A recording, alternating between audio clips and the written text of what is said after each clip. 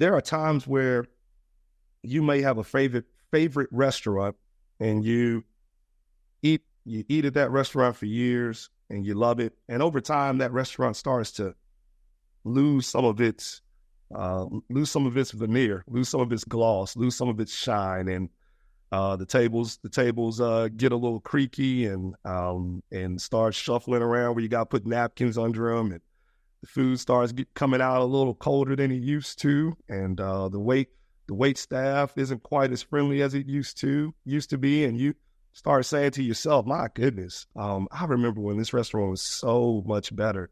And you want to hold on to it because it's like one of your favorite restaurants, but you're on the edge of leaving.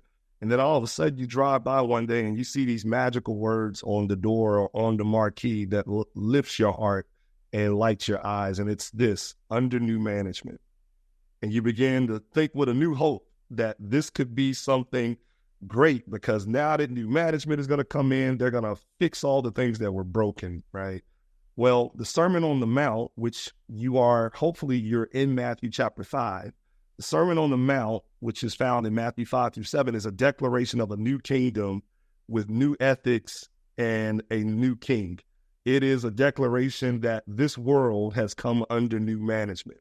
Now, these chapters are not merely a collection of profound sayings, even though some people believe that, but I think that these chapters actually serve as an actual sermon that Jesus preached on a day, calling for an entirely different new way of living.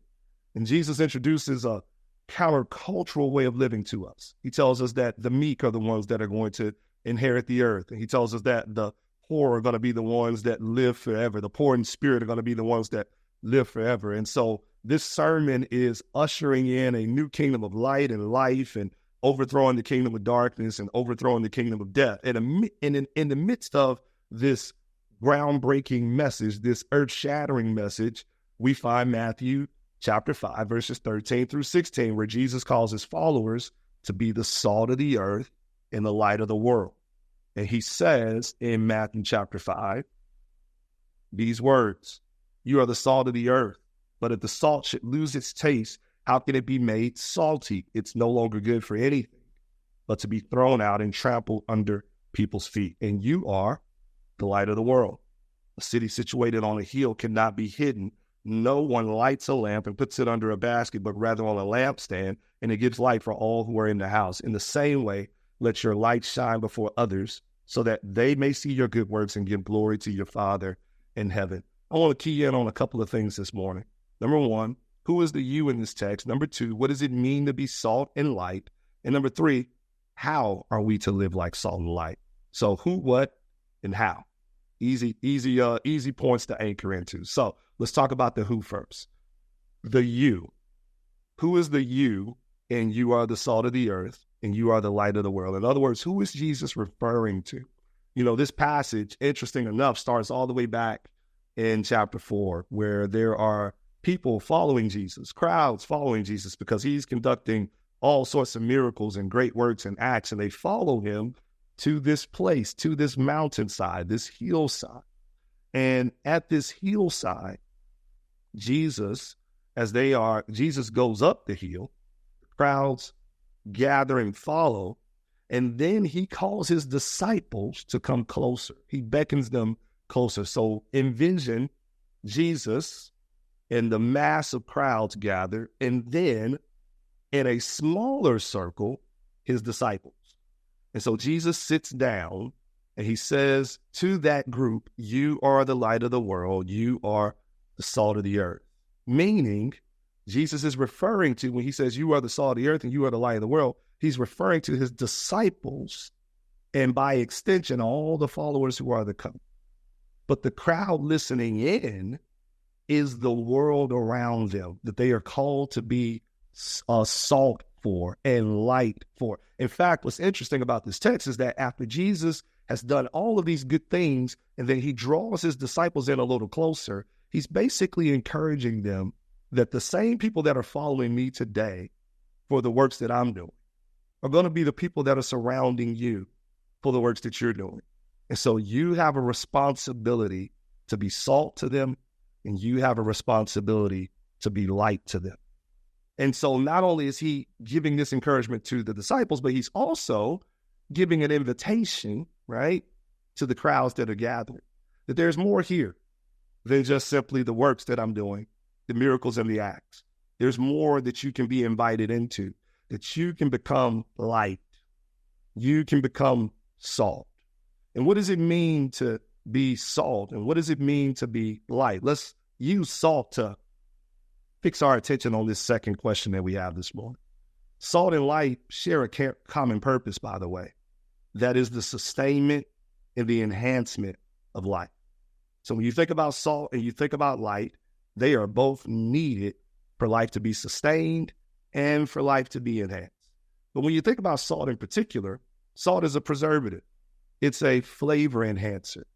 And salt in this parable symbolizes the role of Jesus' followers in preserving what is good and what is righteous, and seasoning the world with what is good and what is beautiful and what is righteous, and with the wisdom of God. You know, this is not something that we have to consider to be just a new thought for a new day. Historically, Christians have always seen their role in society as being salt, as being preservers and flavorers. Some of the world's best hospitals have come as a result of the contribution of Christians. Some of the most fruitful orphanages in history have come as a result of the contributions of Christians. Even some of our educational institutions, some of the finest educational institutions in all the world have come because Christians have saw a need for them to be preservers in this world. And so whether it was charity, whether it was nursing the sick, whether it was taking care of the orphans, or whether it was even educating the next generation, Christians have saw their role in that to be a preserver and an enhancement of life. However, Jesus warns us in this text that what good is it if the Christian loses its saltiness? And what does that even mean? Because what's interesting about salt is that it doesn't lose its saltiness. Well, when you look back in antiquity and ancient times, they would grab what they called rock salt, and they would put within rock salt fish and meat and things that they wanted to preserve, right? But rock salt wasn't completely salt. Rock salt was the combination of rock and sodium chloride, salt kind of being immersed in the rock. And over time, the sodium chloride would kind of leak out, if you will, and the rock would just remain the rock. In other words, it would just be a part of the world and be a part of the earth. And so here, Jesus, when he says, what good is it if salt loses its saltiness, he's almost as if he's saying, what good is it if the Christian loses that distinctiveness, that preservative quality, that flavoring that makes the Christian stand out and preserve the world? What if they just become rock, just like the rest of the earth, just like the rest of the world? What if they just blend in with the flavorless habits and opinions and attitudes and activities of the world? Then they become useless. You know, it's so easy for us to get kind of washed into everything that we see, whether it be social media, whether it be news and entertainment, whether it be politics. It's so easy for us to become common again, for us to lose our flavoring, just take all the opinions and the attitudes and the thoughts and the ideas of that which we see in our culture, rather than being that distinct preservative that God has called us to be. Jesus calls us to be salt and light, distinctive, because that's the only way that we can really sustain and preserve the life around us. So lastly, how do you do that? How do we live like salt and we live like light? Let's use light as the metaphor. The first thing you have to do in order to live like salt and light is to be visible. Be visible and be active. You know, Jesus says here, you are the light of the world. A city situated on a hill cannot be hidden. No one lights a lamp and puts it under a basket, but rather on a lampstand, and it gives light for all who are in the house. Jesus never has in mind for us to be hidden lights. You know, we can be hidden in a couple of different ways. You can be hidden like Jonah, who initially refused to share God's message with Nineveh out of anger, out of even some prejudice. And so he says, these people aren't good enough for the message, so I'm not giving it to them. Jonah hid his light in that moment, and the Lord had to nudge him with his own friendly way of nudging in order to get him to shine. Or you can hide that light like Peter. Peter hid his light out of fear. He denied Christ when Christ was arrested, and people said, hey, aren't you with him? And Peter had a moment to be distinct and be that preserving influence, but out of fear, he chose to hide that light that God had given him. You know, we can sometimes do the same thing, whether we're Jonah, where we say these people are just doing so many terrible things, and so I'm just not going to share my life with those people. Or we can be like Peter, where I don't want to share my life because of what will they think of me if I do. Nevertheless, God says we need to be visible and we need to be active.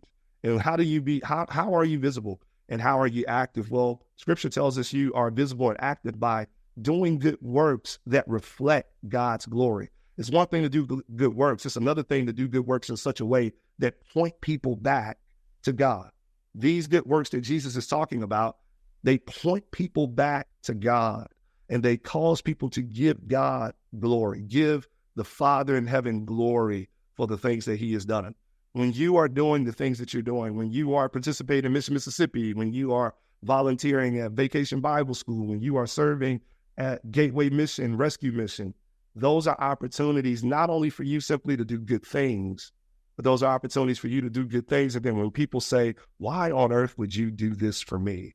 You can say, well, there's a God that has done so much more for me, and I'm left with no other choice but to do and respond by doing these good things for others, because that's how much he's loved me and that's how much he's loved you, right? And so there are opportunities for us to do good works that reflect God's glory, and that's what it means to shine the light in dark places. Last thing I'll say is that when you talk about shining light in dark places, you have to understand, and when you talk about being light and being salt, you have to understand that this is who you are. You don't become light, you don't become salt because of what you do. You are light, you are salt, and so you do. Meaning that the identity comes before the activity. Jesus doesn't command us to produce light. He doesn't command us to produce salt. He declares that we are light and that we are salt. And so that our good works flow from our identity in Christ, not the other way around.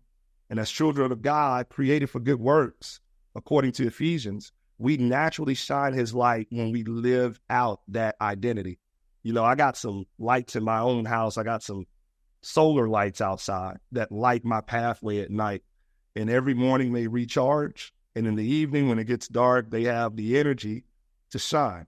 And I don't have to worry about changing the batteries or anything like that because they're solar powered. But the interesting thing about those solar lights is that they too have a source.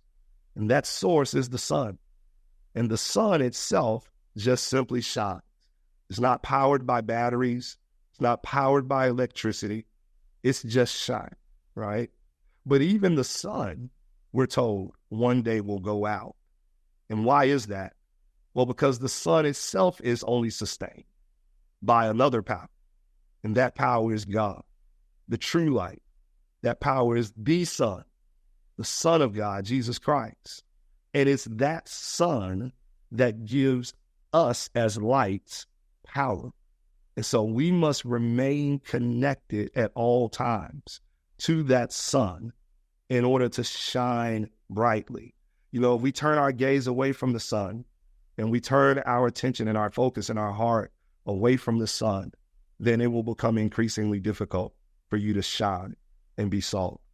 But if you remain connected to the sun and you remain fixed on the sun, then the identity that you have been given will flourish, and you will see good works flow from that identity because your heart and your attention and your focus is focused on the light. And so I want to encourage you guys this holiday season to fix your attention on the light of Christ in order that you might live out your identity of being light in this world.